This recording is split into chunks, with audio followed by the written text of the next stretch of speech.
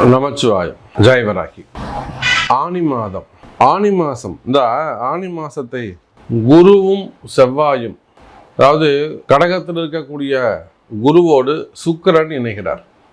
பொதுவாக குரு சுக்கிரன் ஒரு இணைவு ஒரு ஜாதகத்தில் இருந்ததுன்னா பல வகையிலும் அவங்களுக்கு வருமானம் சேரும்.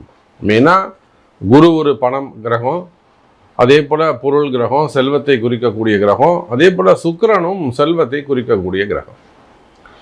இரண்டுமே குருமார்கள். இவங்க அசுர குரு, அவர் தேவகுரு. அதே போல் ரெண்டு பேருமே சுப கிரகங்கள். அப்போ இரண்டு சுப கிரகங்கள் ஒரு குறிப்பிட்ட காலத்தில் சேர்க்கை ஏற்படுகிறது அப்படின்னு சொன்னாக்கா அது ஒரு அதிர்ஷ்டத்தை குறிக்கக்கூடியது.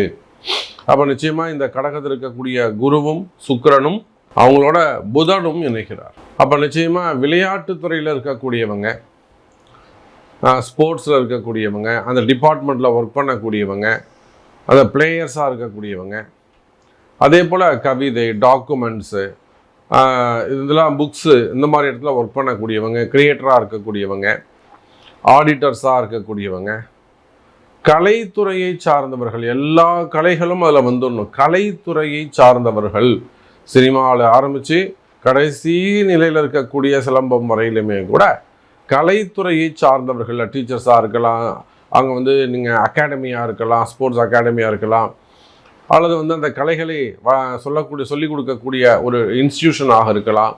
ஸோ கலைத்துறையை சார்ந்தவர்கள், ஆக்டர்ஸாக இருக்கலாம். ஸோ அந்த எனி டிபார்ட்மெண்ட், கலைத்துறையை சார்ந்தவர்கள். இன்னும் சொல்லப்போனால் ஒரு குறிப்பிட்ட துறையில் நிபுணத்துவம் வாய்ந்தவர்கள், ஸ்கில்ஸு, அந்த எந்த டிபார்ட்மெண்ட்டை நீங்கள் ஒர்க் பண்ணுறீங்களோ அதில் ரொம்ப ஸ்கில்லிங்காக இருக்கக்கூடியவங்க. எனக்கு நான் ஒரு 20 வருஷமாக இந்த கம்பெனியில் இருக்கேன், நான் போய் தான் இந்த கம்பெனியை டெவலப் ஆனேன், நான் ஒரு 20 மணி நேரம் இந்த கம்பெனிக்காக உழைச்சேன், இப்படியெல்லாம் சொல்லக்கூடியவங்க. அருமையாக நான் அதிகமாக கஷ்டப்பட்டேன், பாடுபட்டேன், இந்த மாதிரியெல்லாம் சொல்லக்கூடியவங்க. இவங்க எல்லாருக்குமே இந்த ஆனி மாதம் கை கொடுக்கும், சிறப்பானதாக இருக்கும். சார் செவ்வாய் நல்லா ஸ்ட்ராங்காக இருக்காரு சார். உங்களுக்கு என்ன மாதிரியான கஷ்டங்கள் இருந்தாலும் சரிதான். குறிப்பாக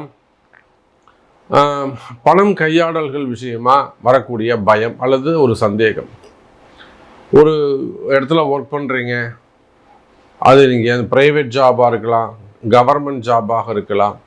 ஒரு இடத்துல ஒர்க் பண்ணுற இடத்துல உங்கள் பேரில் எதையும் ஒரு வீண்படி சுமத்துறாங்க, ஒரு இன்சல்ட் பண்ணுறாங்க. மெயினாக உங்களை டார்கெட் பண்ணுறது, கார்னர் பண்ணுறது, எதிரிகள் உருவாகிறது. அப்படி இல்லைன்னா நீங்கள் அந்த பணம் கையாடல், அதாவது பண திருட்டு அப்படி வச்சுப்போமே, அக்கௌண்ட்ஸ் ரீதியாக ஏதாவது டிரான்சாக்ஷனாக இருக்கலாம், நீங்கள் செஞ்சுருக்கலாம், உண்மையிலே நீங்கள் செஞ்சுருக்கலாம், இல்லை செய்யாத குற்றங்களுக்கான தண்டனைகளாக இருக்கலாம். அப்போ இந்த மாதிரியான கஷ்ட நஷ்டங்கள், இதில் வரக்கூடிய பிரச்சனைகள், மனசில் இருக்கக்கூடிய பயம், இதனால் மனசில் இருக்கக்கூடிய பயம் இதெல்லாம் இருக்குமே. ஆனால் இந்த ஆனி மாதம் அதுக்கெல்லாம் பதில் சொல்ல போது, உங்களை எப்படி காப்பாற்றுறது, அதுக்கு என்ன வழி, இதெல்லாம் தான் நம்ம ஃபுல் டீட்டெயில்ஸாக பார்க்க போகிறோம். வாருங்கள்.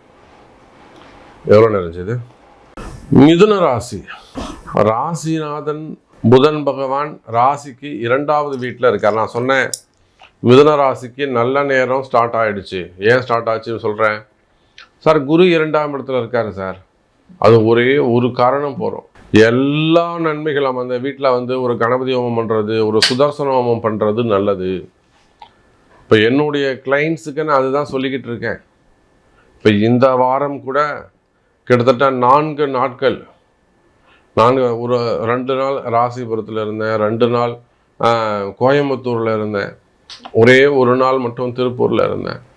இப்போ ஒரு நாள் கொல்லிமலைக்கு போயிட்டு சென்னை வந்தோம். அப்போது மிதுன ராசியாக இருப்பீர்களே ஆனால் வீட்டில் ஒரு அட்லீஸ்ட் குறைஞ்சபட்சம் ஒரு கணபதி ஹோமமாவது செய்கிறதுனால அப்போ தான் அந்த தாரித்தரியங்கள் எல்லாம் ஒழியும். உங்கள் கஷ்டம், அந்த புகை பட்டுதுன்னா, ஹோமம் பட்டு செய்து, அந்த யாகம் செய்து, வேள்வி செய்து, அந்த நெருப்பும் புகையும் பட்டுதுன்னா தீமைகள் எல்லாம் பொடி பொடியாகும். அப்போது செய்யறத செய்கிறீங்க, ஒரு முறை தான் செய்ய போகிறோம். நல்ல ஹோமங்களை கண்டறிந்து நம்ம ராசிக்கு என்ன சாமி என்ன செய்யலாம், எங்கள் கம்பெனிக்கு நம்ம என்ன செய்யலாம், எங்கள் கடைக்கு நாங்கள் என்ன செய்யலாம், காரணம் ஏன் இப்போ நீங்கள் அந்த மாதிரி வழிபாடுகள் செய்யணும்? சார் மிதுன ராசிக்கு நல்ல நேரம் பிறந்திருக்கு சார், ஹாப்பி பர்த்டே, பிறந்த நாள் வந்ததுக்கு எப்படி நம்ம கோவிலுக்கு போய் ஒரு அர்ச்சனை பண்ணுறோமோ, வெட்டிங் டே வந்தால் எப்படி ஒரு மகிழ்ச்சியாக கொண்டாடுறோமோ, அதை போல் மிதுன ராசிக்கு ஒரு நல்ல நேரம் பிறந்திருக்கு. இப்படித்தான் சாமி எல்லாரும் சொல்கிறாங்க மிதுன ராசிக்கு நல்ல நேரம் வந்திருக்குன்னு. ஆனால் எனக்கு இன்னும் நடக்கலையே, எனக்கு எந்த சேஞ்சஸும் வரலையே. அது வருவதற்காகத்தான் சொல்கிறோம். வீட்டில் ஒரே நோய் பிடுங்கி தின்னுது சாமி. அடுத்து வீட்டில் எல்லாருக்கும் உடம்பு சரியில்லாமல் போகுது, நோய் பிடுங்கி தின்னுது. அப்போ அந்த மாதிரியான கஷ்ட நஷ்டங்களாக இருக்கலாம், அல்லது உடல்நிலை ஆரோக்கிய குறைவுகளாக இருக்கலாம், அல்லது மெடிக்கல் எக்ஸ்பென்சஸாக இருக்கலாம், மருத்துவ செலவுகளாக இருக்கலாம், கடன் சுமைகள், கடன் பிரச்சனைகளாக இருக்கலாம், அல்லது பிள்ளைகளை பற்றிய கவலைகள், பசங்க சொல்கிற பேச்சு கேட்காம இருக்கிறது, பசங்க படிப்பு சம்பந்தப்பட்ட செலவுகள். மெயினாக பிள்ளைகள், ஆண் பிள்ளைகளாக இருக்கட்டும், ஆணோ பெண்ணோ, பசங்களை பற்றின கவலைகள்.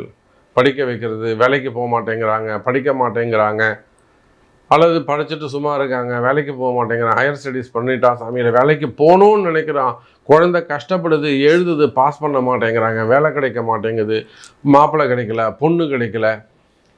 நல்ல பையன் சாமி, என் பசங்க ரெண்டுமே அற்புதமான பசங்க சாமி, ஆனால் இன்னும் பாருங்கள் இன்னும் வேலை கிடைக்காம இருக்குது, எழுதி போட்டுட்டா சாமி, இதை போய் கேஸில் போய் நிற்குது, இல்லை தடைப்பட்டு இருக்குது. இந்த மாதிரி பிள்ளைகளுடைய வாழ்க்கை பற்றிய கவலைகள். அவன் வேலைக்கு போயிட்டானா எனக்கு ஒரு நிம்மதி சாமி, நான் வீடு கட்டிடலாம் சாமி, பாதிலே நிற்குது. அவனுக்கு ஒரு கல்யாணத்தை பண்ணிட்டா நான் ஒரு சந்தோஷமாக இருப்பேன். இப்போ என் பொண்ணுக்கு ஒரு மாப்பிள்ளை வந்துட்டாங்கன்னா போதும் சாமி, ரொம்ப சந்தோஷமாக இருப்பேன்.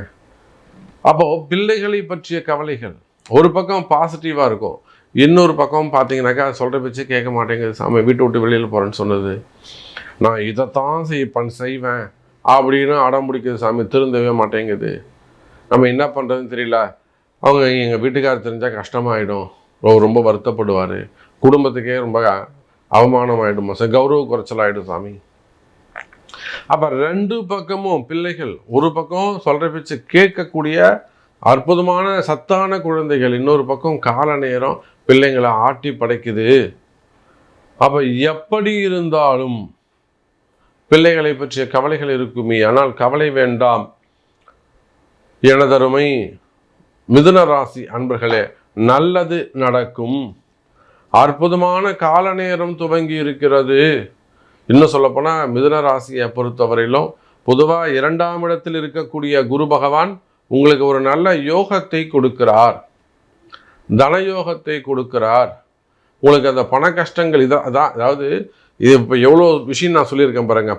பண கஷ்டமாக இருக்கலாம், மனசு கஷ்டமாக இருக்கலாம், மனசில் குழப்பமாக இருக்கலாம், மனசில் பயமாக இருக்கலாம், அல்லது மனக்குழப்பங்கள், அடுத்து என்ன செய்கிறதுன்னு தெரியாமல் இருக்கலாம். இப்போ இது எல்லாத்துக்குமே சேர்த்து வச்சு ஒரு நல்ல ஜம்முன்னு ஒரு சுதர்சன ஹோமம் பண்ணுறது, ஒரு ஆயுஷ் ஹோமம் பண்ணுறது, உடல்நிலை ஆரோக்கியம் சரியில்லாமல் இருக்கிறது, மெயினாக குடும்பத்தில் ஒரு சந்தோஷம் நிம்மதி இல்லாமல் இருக்கிறது, சொத்து சம்பந்தப்பட்ட பிரச்சனைகள், சொத்தில் ஏமாத்துறாங்க சாமி அப்படின்னு சொல்லி அந்த சொத்து சம்மந்தப்பட்ட எனக்கு எதுவுமே வேணான்னு சொல்லிட்டேன், அப்போ கூட என்னை விட மாட்டேங்கிறாங்க.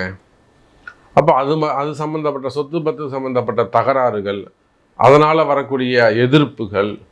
அப்போ இப்படியெல்லாம் பல வகையிலும், இது போக மாமனார் மாமியார் கணவன் மனைவியிடையே வரக்கூடிய கருத்து வேறுபாடுகள். அப்போ இது எல்லாத்துக்கும் ஒரே தீர்வு என்னன்னா, ஒரு நல்ல நாள் பார்த்து நல்ல யோகத்தில் ஒரு சுதர்சன ஹோமமோ அது மாதிரி உங்கள் ஜாதகத்துக்கு என்ன செய்யணும், அது என்ன செலவானாலும் பரவாயில்ல சாமி, கண்டிப்பாக அது செஞ்சிடுங்க அப்படின்னு அது அறிந்து அந்த ஒரு பிராயச்சித்தங்களை செய்வீர்களே ஆனால் நல்ல நேரம் வந்திருக்கு மிதுன ராசி என்பர்களே. அதனால் செஞ்சு நல்லாருங்க அப்படின்னு உங்களை சொல்கிறேன் மிதுன ராசி அன்பர்களே.